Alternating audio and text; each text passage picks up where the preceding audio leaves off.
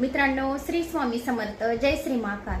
तर मित्रांनो, तुमच्या कमेंट्स आल्या होत्या की ताई शिवलीला अमृताच्या अध्यायाचे मला पारायण करायचे आहे, तर कसे करावे। तर शिवलीला अमृताचे पारायणाचे अध्यायाचे जर तुम्हाला पारायण करायचे असेल तर अगदी सोपे आहे, कठीण काहीच नाही आहे।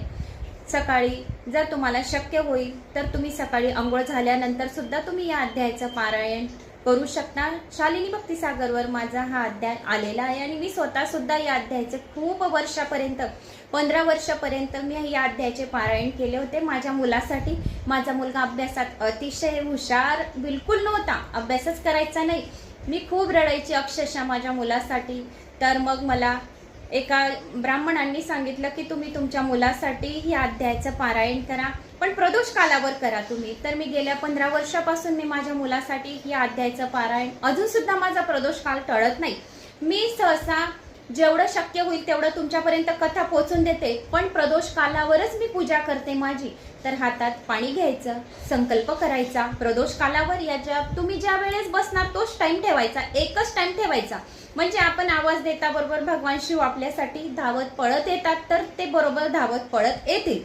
एकच वेळ ठेवला तर अतिशय उत्तम, ने प्रदोष काळ ठेवला तर अतिशय छान। हातात पाणी घ्यायचं, एक तामण जवळ घेऊन घ्यायची, संकल्प करावा। संकल्प कसा करावा? माझं नाव, आता माझं नाव शालिनी प्रवीण लोहार, गोत्र वशिष्ठ। मी हा संकल्प घेते भगवान शिवा की माझ्या मुलाला खूप चांगली बुद्धी हो, माझी मुलगी खूप मोठी विश्वाची डॉक्टरीन हो, तिला ब्रह्मांडाची शक्ती देव माझ्या मुलीला।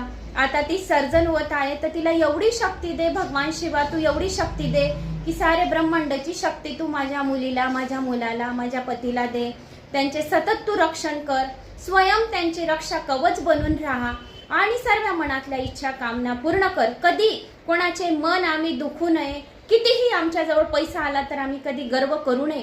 आमच्या दाराशी जो कोणी येईल त्याला आम्ही कधी भुकेले न वाटलो, तर अशी तुम्ही प्रार्थना करायची की कधी कोणी भुकेले न जाए आपल्या दारातून, अशी भगवान शिवाला प्रार्थना करायची।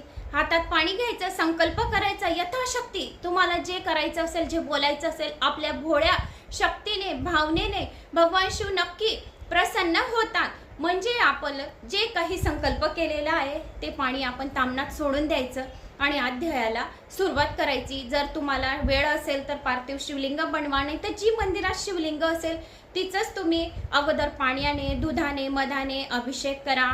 चंदनाचा टिळा लावा, लाल चंदन, अष्टचंदक, पिवळे चंदन, फूल, धतुरा, तांदूळ वाहून द्या। एक ग्लास पाणी ठेवून घ्या जवळ आणि थोडी रक्षा त्याच्यात टाका आणि अध्यायाला सुरुवात करा आणि आरती करा।